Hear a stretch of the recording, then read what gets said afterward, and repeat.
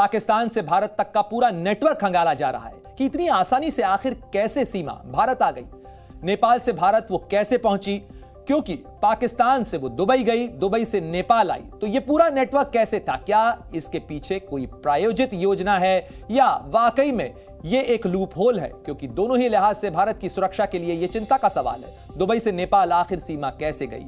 Dubai Nepal जाने में किसकी मदद उसने ली है? कौन से मोबाइल नंबर उसने इस्तेमाल किए?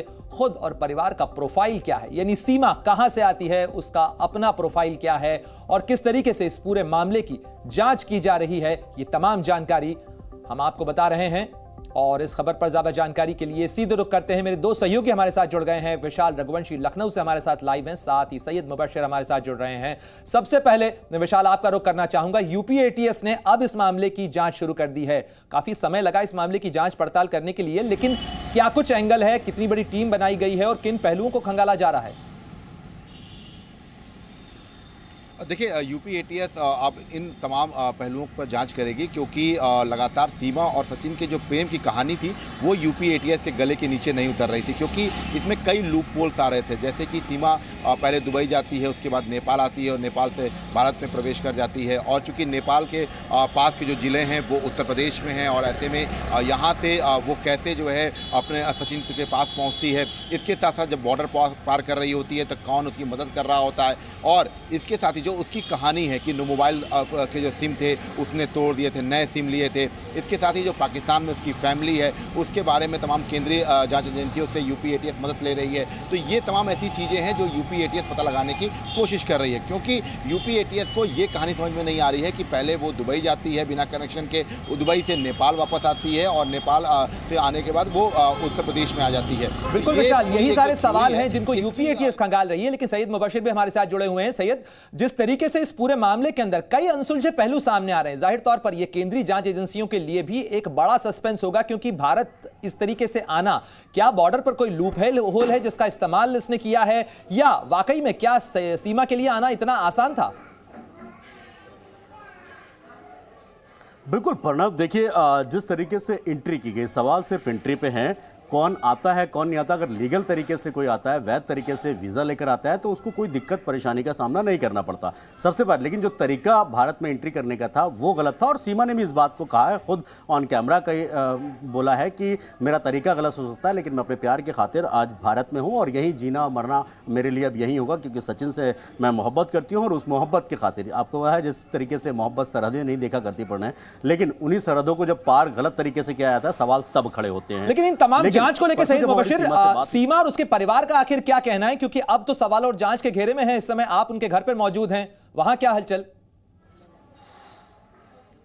बिल्कुल, मैं आपको दिखाना चाहूँगा। अभी आज सुबह तक सीमा इसी घर पे थी बाहर, और आज गई हैं, लेकिन अभी ये कहा जा रहा है कि उनको कहीं लेकर गए हैं। सचिन और सीमा को इसी घर पे थी पिछले 3 से 4 दिन से लगातार। जिस तरीके से खबरें निकल कर आ रही थी कि सीमा गायब है, सीमा कहीं गायब नहीं थी। सीमा सिर्फ अपना जो उनका सचिन जिस घर में रहते थे उस घर से 2 घर छोड़कर दूसरे जो उनके रिश्तेदार हैं, पड़ोसी हैं, उनके घर पर थी, क्योंकि लगातार मीडिया में रहने पर और बहुत सारे लोग जो गाँव के लोग थे और दूर दराज से लोग जब उनसे मिलने आ रहे थे, जिसकी वजह से परेशानी हुई थी, कुछ तबीयत उनकी खराब थी, जिनका साफ तौर पर जब परसों हमारी बात हुई, काफी देर तकरीबन 1 घंटे से ज्यादा जब हमारी मुलाकात हुई, उसमें सीमा ने साफ तौर पर सारी चीजें स्थिति को स्पष्ट किया और कहा कि जो लोग ये कह रहे हैं कि सफाई दी जा रही है। सैयद मुबशर, आप भी बने रहे हमारे साथ में, साथ ही विशाल भी हमारे साथ जुड़े हुए हैं। लेकिन ये जानना समझना बहुत जरूरी हो जाता है कि इन तमाम सवालों को लेकर, जांच को जो भी सवाल खड़े हो रहे हैं जांच के सामने, उसको लेकर सीमा हैदर का क्या कहना है, और अपने पुराने पति गुलाम हैदर को छोड़कर वो भारत आई, तो इस पूरे मामले को लेकर गुलाम हैदर का क्या कहना है। दोनों से जब जी न्यूज ने बात की तो उन्होंने क्या कुछ कहा,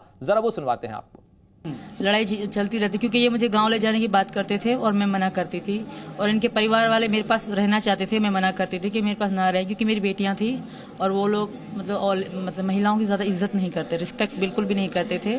जैसे मैंने बताया कि काला कारी, मैम पूछी काला कारी क्या होता है? काली उस औरत को कहा जाता है जो किसी लड़के को पसंद करे। अब हैदर की नज़र में सचिन काला है और मैं काली हूँ, और हमें मतलब उनकी इज्जत पे बात पहुंची है, तो हमें वो मारने के लिए ऐसी बातें कर रहे हैं। सीमा के साथ बहुत अच्छे रिश्ते थे और अच्छा ताल्लुकात था, कि हमें कभी भी ऐसा इल्म हुआ ही नहीं कि सीमा ऐसा चला जाएगा, किसी के या रास्ते में है या संबंध में है, कोई पता ही नहीं था। दुबई को सर जब हम लव मैरिज किया, 3 बच्चे हुए और चौथा सीमा प्रेग्नेंट में था। ये जो फराह बेटी है मेरी छोटी, तो गुर्बत का जान था कि पैसे थोड़ा कम थे कि मैंने सोचा सीमा का ही फैसला था कि आप जाओ कुछ कमाओ, अच्छा करेंगे, बच्चे भी बड़े हो रहे हैं, आगे बच्चों का फ्यूचर का मसला है, बच्चों को पढ़ाना भी है।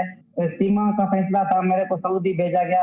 आप दूसरे के एक सलाह में एक मशवरा किया, फिर इधर आके हमने कमाना शुरू किया। जी 2014 में हुई। किस साल में? 2014 में। 2014। और पापा के कारण हुई थी, कोई धूमधाम से नहीं हुई, बस कोर्ट के कुछ कागजों में साइन करवाया गया था मुझसे, क्योंकि कहीं मैं किसी को पसंद करती थी गांव में, तो पसंद करना क्राइम माना जाता था, तो इसलिए मेरी इनसे शादी हो गई सिंपल सी। तो इनके साथ मैं रहती थी, तो हमारा ज़्यादा मतलब नहीं था, क्योंकि बच्चों के कारण फिर भी मेरे पापा मुझे वापस नहीं आने देते थे। मेरा तो पूरा विश्वास था और मेरा लव मैरिज था।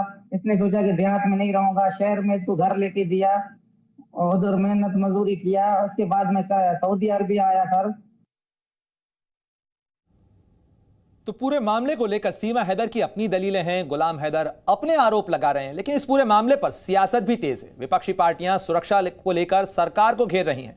झारखंड के जामताड़ा से कांग्रेस विधायक इरफान अंसारी ने सीमा से के भारत आने को लेकर सुरक्षा में बड़ी चूक का सवाल उठाया है और उन्होंने इसे सुरक्षा एजेंसियों की नाकामी करार दे दिया है। देखिए, सीमा हैदर महिला है, इसने पूरे देश को, हमारे हिंदुस्तान को मजाक बनाने का काम, मजाक बना कर, ये बहुत बड़ी चूक है हमारी सुरक्षा एजेंसी की। ये फेल्योर है हमारे देश के सुरक्षा व्यवस्था पर। अब हमारे देश में कोई सुरक्षित नहीं है, कभी भी कुछ भी हो सकता है, कभी कुछ भी हमला हो सकता है। अब सीमा कैसे आ गई है, तो कैसे रह रही है वो? और ये आरएसएस, ये बजरंग दल अभी चुप क्यों हो? कहाँ गया लब जिहाद आपका? ठंडा पड़ा दिए। दोबारा अगर लब जिहाद की बात करेगा आरएसएस से भाजपा वाला, तो बर्बाद कर देंगे आपको। ये अच्छी परंपरा नहीं है। घुसपैठिया लोग घुस रहा है, बहुत हल्ला करते हो और एक तरफ माला पहना रहे हो। कौन है सीमा? ये हमें लगता है कि बहुत बड़ा एक चाल तो नहीं है कहीं, इसकी जांच होनी चाहिए कि आईएसआई की। तो सीमा की भारत में एंट्री को लेकर सवाल खड़े हो रहे हैं, सियासत के सवाल खड़े किए जा रहे हैं। लेकिन सैयद मुबशिर, मैं आपका रुख करना चाहूंगा कि इस पूरे मामले को लेकर सीमा इस समय घर पर नहीं है, कब तक लौटेंगी और क्या यूपी एटीएस या पुलिस की कोई टीम उनके यहां पर पहुंची है पूछताछ या जांच के लिए अभी तक?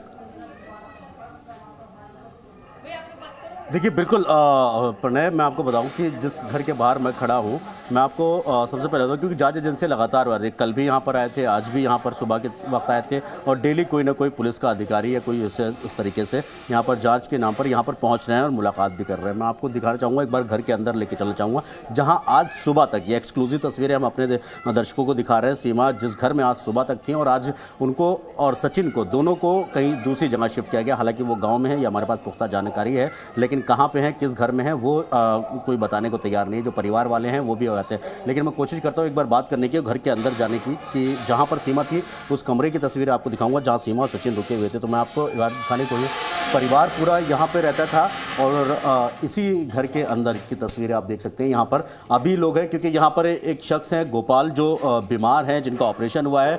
लगातार यहाँ पर भीड़ थी, इस वजह से वो परेशान था, पूरा परिवार परेशान था। आज सुबह बताया जा रहा, अभी कुछ देर पहले जब हमारी बात हुई तब उन्होंने ये साफ तौर पर कहा कि जो है इतने लोग यहाँ पर मिलने के लिए आ रहे हैं, अलग अलग तरह से लोग आ रहे हैं, सब लोग आते हैं, इस वजह से हमको ज़्यादा दिक्कतें होती हैं, जिसकी वजह से सीमा को यहाँ से, ये सामने आप जो अपने तस्वीरों में कमरा देख रहे हैं, इसी कमरे के अंदर सीमा और सचिन रहे, पिछले 3 से 4 दिन रहे। जब ये खबर निकल कर आ रही थी कि जहाँ जाते हैं, माता जी हमारे साथ हैं, इनसे एक बार बात करते हैं क्योंकि परेशान सब होते हैं। पढ़ने देखिए माता जी, 4-5 दिन से सीमा आपके यहाँ पे थी, जाहिर सी बात है आप लोग भी परेशान थे, पूरी भीड़ जमा थी। अभी कहाँ है सीमा, कुछ पता है? नहीं, तुम हमारे घर से नहीं देख सको। नहीं, आपके घर में तो नहीं है, वो तो हम अपने हमें पहले ही बता दिया। सही, हमारे घर ने देख सको ना, तो विश्वास तो जब आवे को ना है, जी विश्वास ये रहे हो तो घर ना देख सको। नहीं, बात विश्वास की नहीं माता जी, हम सिर्फ इतना जाने थे कि 3-4 दिन से आपके यहाँ पे थी, घर पे थी, तो और भी कोई लोग आए थे यहाँ पे मिलने के लिए पुलिस की तरफ से, या वैसे कोई लोग आए थे यहाँ पर? हाँ जी, पुलिस तो खूब आ रहे रोज डेली हम मिलने के लिए। हाँ जी, हाँ। तो पढ़ने चाहे यूपी एसटीएफ हो या दूसरे अधिकारी हों या पुलिस के लोग हों, वो लोग लगातार सीमा के संपर्क में हैं। परिवार का, मैं माता जी आपके जो इजाजत से अगर नजर बनाए रखें सैयद मुबशिर, अभी फिलहाल सवाल इसी चीज को लेकर बरकरार है कि सीमा कहाँ है और सीमा आने पर पुलिस को, एटीएस को क्या जवाब देती है।